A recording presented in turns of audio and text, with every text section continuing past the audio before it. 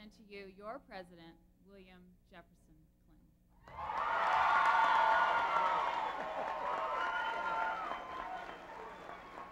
Thank you. Thank you. Thank you. Thank you very much. Thank you. Thank you. Thank you. Thank you. Thank you very much. Thank you. Thank you. Thank you very much. Thank you. It's a pretty rowdy crowd. Thank you for the wonderful welcome. Thank you, Holly Barnes, for your introduction. I want to thank Chairman Don Fowler and Mayor Webb and Governor Romer and Secretary Pena. I told Wellington the time Roy got through talking, I said, I kind of hate to go over here and talk. I'm ahead right now. If I just quit right now, I'll be ahead. I got in from the Olympics night before last at 3:30 in the morning. Weren't they great? And I was saying, now I wonder when I get to Denver after being up till, I got in at 3:30. We didn't go to sleep then. So I wonder if by the time I get to Denver and it's 2 hours earlier and later, you know, whatever it is, I wonder if I'll still be able to talk or if I'll just be scrambled eggs. I'll do my best. I want to thank all of you who worked on this committee tonight, John Hickenlooper and my good friends Mike Driver and Jim Lyons and Dina Perlmutter and all the other committee members. Thank you. I thank Barry Fay for helping us tonight to put this together. I thank Los Lobos. They're wonderful. I was so happy that they were going to be here. You know, I love the whole idea of the Saxophone Club, which got started back in 1992 by some young people who thought we ought to find a way for people to contribute, to be active, to be a part of our political life, who may not have all the money in the world to give to a political event, but could give something and wanted to be a part of something and wanted to be a part of our campaign to make it look like America and work like America in the best sense. And I love the Saxophone Club, and I was thrilled to come out here and see this great example of defense conversion and base reuse and the future of America with all of you here. It was great. Now,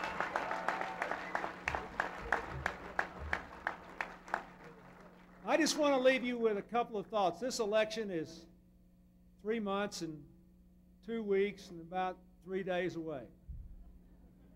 More or less. More or less. And I want you to leave here committed to bringing some measure of this enthusiasm to communicating with your friends and your family members and the people with whom you work, study, and come in contact about what it means to them. You know, tonight before I went to the dinner that I previously attended, I met with about 16 or 17 women from the greater Denver area. They're all different kinds of women, just talking about their hopes for their children and their grandchildren and the struggles they were having, mixing work and school and raising their kids and just all the things they were thinking about. And I felt so good when it was over because they were such impressive people. And they represented what I am hoping we can bring to all the American people. I want to just give you 2 or 3 arguments that I want you to make to everybody between now and November. 4 years ago, I got into this remarkable adventure because I was convinced that our country was drifting into the 21st century instead of charging into it, and because I thought we were being more divided when we needed to come together, and because I thought our leadership in the world was being undermined because of our problems at home. And I have this vision of what we're going to look like when we go ripping into the next century, with the American dream alive for every single citizen willing to work for it, with America coming together and celebrating our diversity as an enormous strength instead of being divided by it, and with our country still the world's strongest force for peace and freedom and prosperity around the world. That is the way to guarantee you the future to which you're entitled. and to make the future for your children and your grandchildren be what it ought to be. And I had a fairly simple strategy. I said, I'm going to emphasize things that create opportunity, that call forth greater responsibility, and that bring us together. I'm going to try to stop all the politics of division and start putting people together. I'm going to try, for example, to answer the real question for most working families, which is, how do you succeed at home and at work? How do you avoid sacrificing one for the other and instead come together and move forward together? Now, I want you to make 3 arguments to everybody you see between now and then. Argument number 1. We had a vision, we had a strategy, we had a plan, we implemented it, and the results were good. And we had to fight them on every step of the way on most of what we did. We put our economic plan into effect. They said it'd bring on a recession. It brought on 10 million new jobs. And 8 million people refinanced their homes, and 3.7 million Americans became first-time home buyers. We had record numbers of new businesses in each of the last 3 years. We expanded trade at a record level, 200 separate agreements. It's working economically. We had a plan to fight crime. They fought us every step of the way. We said we need more police on the street. We need tougher punishments, but we need to give our kids something to say yes to. We need to do something about the assault weapons, and we need to do something to require a waiting period so we can check to see if people have violated the law. And we implemented it. And for 4 years in a row now, the crime rate has been coming down in America. And all those people that jumped me about the assault weapons ban and the Brady Bill, let me tell you something. There's not a single hunter in Colorado that has lost a rifle because of the assault weapons ban or the Brady Bill. But I'll tell you who has lost out.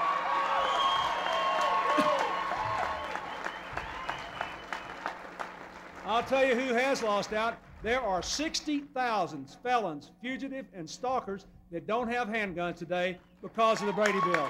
It was the right thing to do.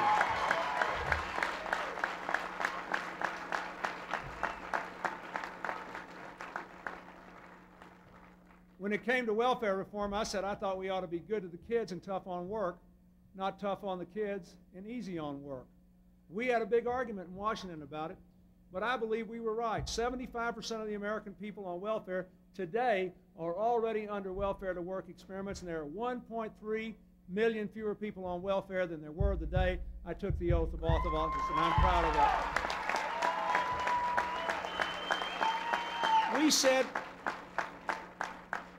They said the government was a problem and we ought to get rid of it. I said the government had a lot of problems and we ought to fix them so that we could have a government that would be on our side and help us to make the most of our own lives. So today, we have a government that's 240,000 people smaller than it was the day I took the oath of office. We're getting rid of 16,000 pages of regulations, but we didn't give up on things like protecting the environment and the public health. We fought them every step of the way, and we prevailed on something that was very important. So, and the world is a safer place, and we are further along the road toward peace because of the things that have been done. A lot of them were unpopular, but they were the right things to do. So the first thing you can say is, the president and his team, they had a plan. They implemented it, and it's gotten good results. And they did it by bringing the American people together across the lines of race and religion and region and income and all the other ways we're divided, by getting people together. The second point I want you to make is that there's a big choice in this election, and the voters should be very happy because there is no guesswork.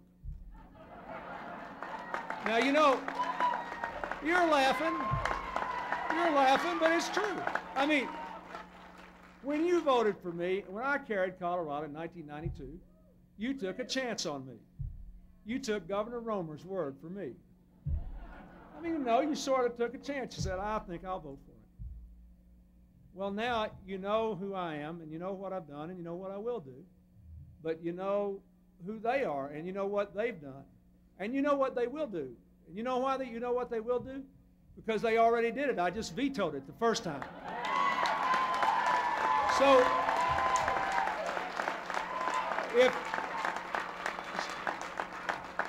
So if your idea,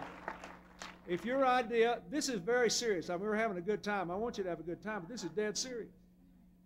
I'm telling you, if you want the budget that they passed in 1995, that created a two-tier system of Medicare, putting the oldest, the poorest, and the sickest seniors at the most vulnerability, that walked away from a 30-year commitment we had to health care in families with children and other members with disabilities, to poor pregnant women and their infant children, to elderly people in nursing homes.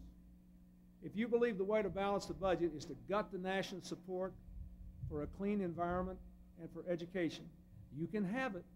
They did it once, but I vetoed it. If they have the Congress and the White House, within 6 months, it'll be the law of the land. You tell people that. You're no guesswork in this election. Choose. If you want that, instead of continuing to walk into the future, you can get it. I think I know what choice people will make if they understand it clearly.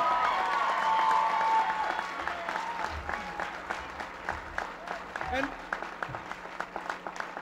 the third thing, and maybe the most important thing of all, is that this country's business is not finished. Are we better off than we were 4 years ago? You bet we are. Are we ready to go into the 21st century in the shape America deserves to be in? No, we are not. No, we are not. We still have a lot of challenges. Economically, our challenge is to take our ability to create jobs and give it to all the American people so that everybody has a chance to live up to the fullest of their God-given abilities. And the only way to do that is to improve the quality and the reach of education in America. We should not be cutting back on education. We should be investing in it and expanding opportunities.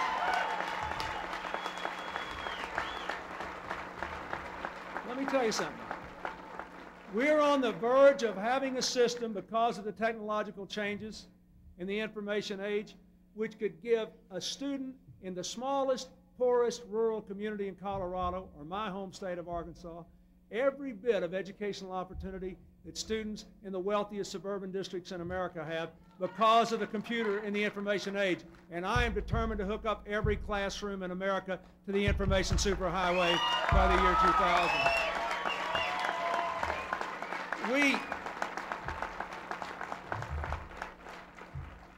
There's a lot of talk about tax cuts in the air in Washington. We have to be careful because we got to balance that budget. But there is one tax cut that would pay for itself many times over. We ought to give people a tax deduction for the cost of college tuition and a tax credit for 2 years of community college, no matter what their age, anywhere in America. It would be the best money we ever spent. It would allow us to grow together and go forward together.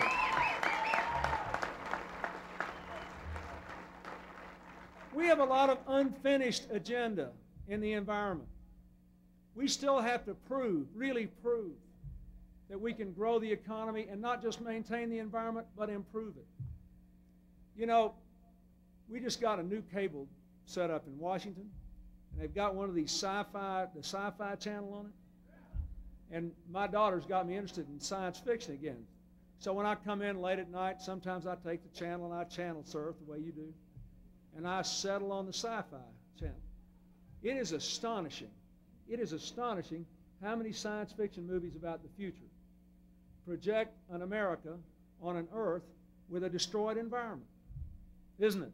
Still, they just assume we're going to be so dumb we're going to use it up. We're going to burn up the air and cut out all the trees and pollute all the water, and we'll all be living in some kind of bubble. It's amazing. Still, those movies are just pouring out. That does not have to be the case. But it is an outmoded idea that you can grow the economy and stick it to the environment. You have to grow the economy by preserving and enhancing the environment. And that is our challenge as we move to the 21st century. Finally,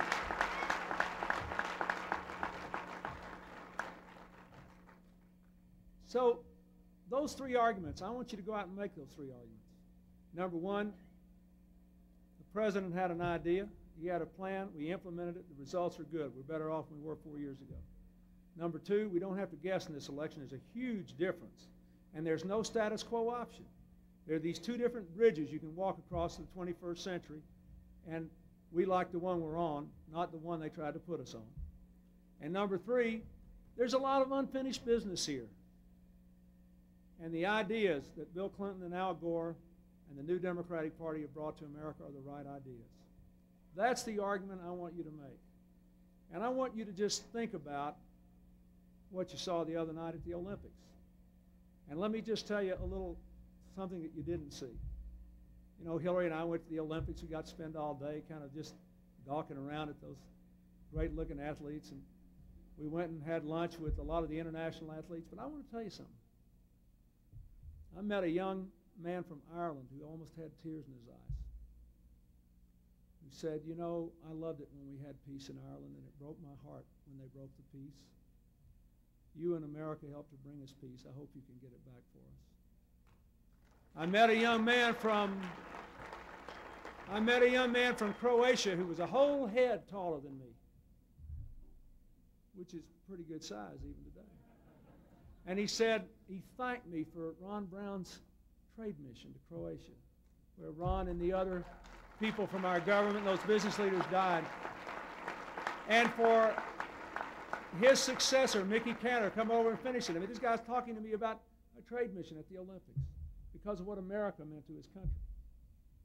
I met a young man with the Palestinian team who said, Mr. President, the Palestinians, my people, we're a very old people, but we never had an Olympic team, not ever, until we made peace with Israel. And I thank you for that. And you need to know that a lot of us want to keep that peace. We want to keep that peace. And then Hillary and I we went to meet with the American team. And I looked at them and I thought, you know, if they were just all divided up walking around, you wouldn't know where they were from. Some of them looked like they were from Latin America. Others looked like they were from Asia. Others looked like they were from the Middle East. Some of them looked like they were from Scandinavia. You know what? They all were. That's the unique thing about this country. And that's what makes this special. Look around this room tonight. We're bound together by a set of ideas, a set of values, a set of beliefs. Oh yeah, we have to fight it too. That's what this church burning business is all about. And people put swastikas on mosques or on the doors of African American soldiers at Fort Bragg and the Special Forces. Or they torch the Islamic centers that have been burned in this country. We still have to fight that. But it's tearing the heart out of Rwanda and Burundi and Bosnia and the Middle East and Northern Ireland. And that's the last thing I want to tell you. We've got to do this together. The thing that makes us magic is when we are helping each other do better, when we're lifting each other up, when we don't define ourselves by our resentments, and we don't define ourselves by whether we can look down on somebody that looks different from us.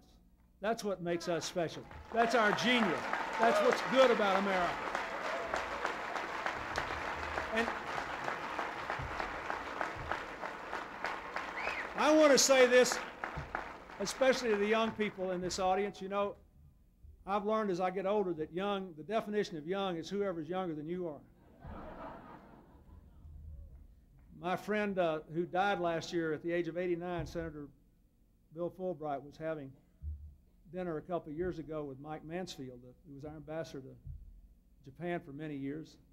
And at the time, Fulbright was 87 and Mansfield was 90. And Mansfield still, he's 92, he walks 5 miles every day today. But anyway, he looked at Fulbright, he was 87, he said, now, how old are you? And he said, 87. And Mansfield said, oh, to be 87 again. I say that because young is whoever's younger than you. Most of you are young to me. I get my AARP card this year. So what I want you to think about is this. What I want you to think about is this. Particularly if you're 30-something, 20-something. Imagine what you would like your country to look like when your children are your age. Imagine what you would like your country to look like when you have grandchildren that are your age. And I'll bet you anything, you want the American dream alive and well for everybody who will work for it. You want America to be coming together, not drifting apart. And you want your country to still be the world's leader for peace and freedom and prosperity. That is what this is all about. It's not about me or the vice president or Senator Dole or the Republicans. It's about what this country is going to look like in the 21st century. We're not drifting now. We're roaring there, and I want us to keep doing it. Thank you, and God bless you.